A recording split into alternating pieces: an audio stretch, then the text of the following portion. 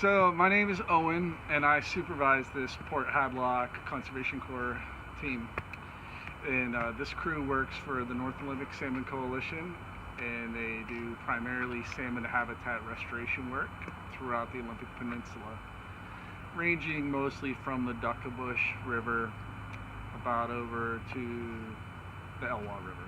This crew, we remove invasive plants that would make fish passes difficult or takes away from the ecological strength of the local riparian community. We also plant trees to clean up the water and air, to improve local watersheds along the North Olympic Peninsula and increase the salmon that return to their watersheds, and to also open up streams that used to have salmon populations but don't really have them anymore. We also do surveys to see how their population is doing and see if they're in decline. We've done some surveys, including installing smolt traps that were used to see how salmon populations are doing in certain streams.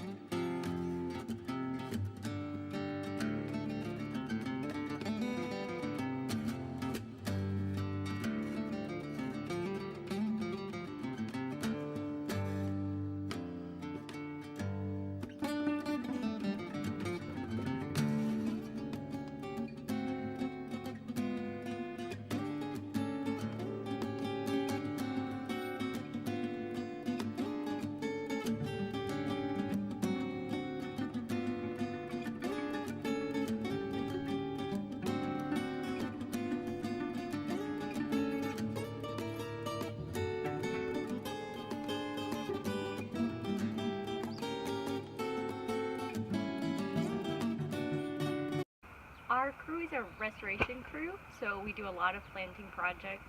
Notably, we've done a lot of planting on Leland Creek, trying to improve habitat for salmon using willow and cottonwood stakes.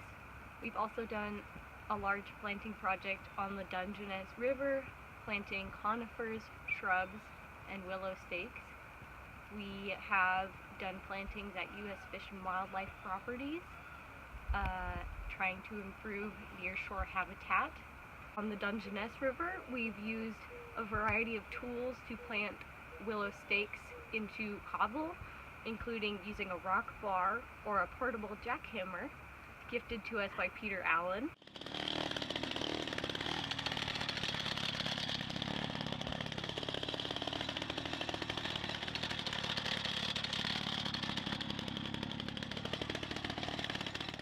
I learned a lot about the best conditions for different plants to grow in. For example, some plants like drier or wetter environments, some plants prefer full sun or partial shade. The land managers and Sarah Doyle have been instrumental in helping the crew understand why we are planting the plants we are and what their needs are. I've learned a lot about the importance of riparian restoration, and I've also learned the impact that one small group of individuals can have on an ecosystem.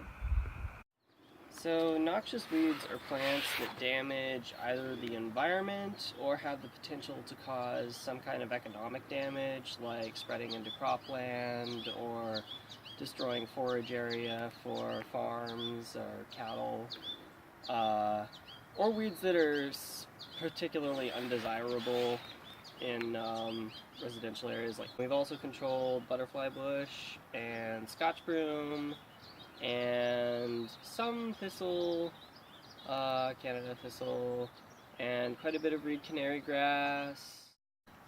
I actually have enjoyed the butterfly bush quite a bit. It's nice because I think we're really doing a good job of getting rid of it, and it doesn't seem to come back very much from where we've looked at where previous crews used the same methods. And it's like, you know, it's a noxious weed that could actually feasibly be eradicated from the area. This year we decided to work with Habitat for Humanity because the crew actually has a history of helping them out on the Martin Luther King Jr. Service Day every year. So we thought that it would be a good contribution to continue doing that for them. It benefited people who needed more affordable housing in Jefferson County. Oh, hi. I didn't see you there. You asking me some questions? Oh, this guy, John Sabellas, he had blackberry bush just on both sides of the creek we were working on in his backyard. And they were crazy tall, and then we just cut it all down, and they replanted it. It looked pretty good afterwards. We pull weeds, hand pull, brush cut, herbicide, cut down non-natives, and other stuff that could be prohibiting the plant growth. This has probably been one of the best years of my life.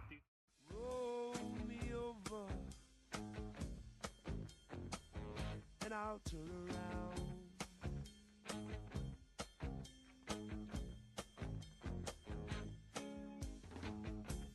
And I'll move my fingers up and down,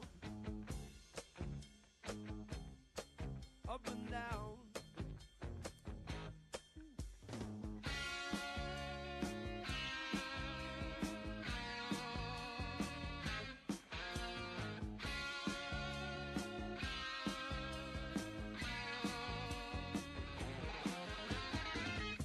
It's okay, amigo, just let me go.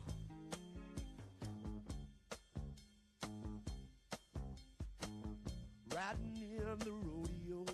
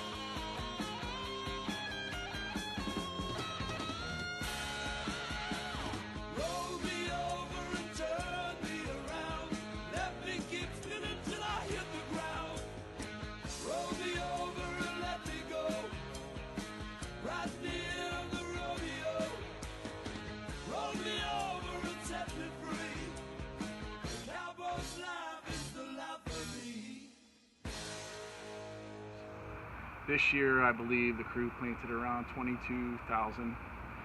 Each year, it's somewhere between 15 to 30,000 plants the crew puts in, and it's not easy. It's a lot of hard work. That's during the cold, dark part of the year, and everyone perseveres and makes it through it. The crew works super hard, and they leave a legacy of riparian forest behind them. The crew performs at a very professional, top-notch level, and I believe that it's a very symbiotic relationship between the WCC and the sponsoring entities that utilize the crews. Everybody makes out on this deal, and the young adults find meaningful service here with the North Olympic Salmon Coalition and the Washington Conservation Corps. And I get to watch it all happen.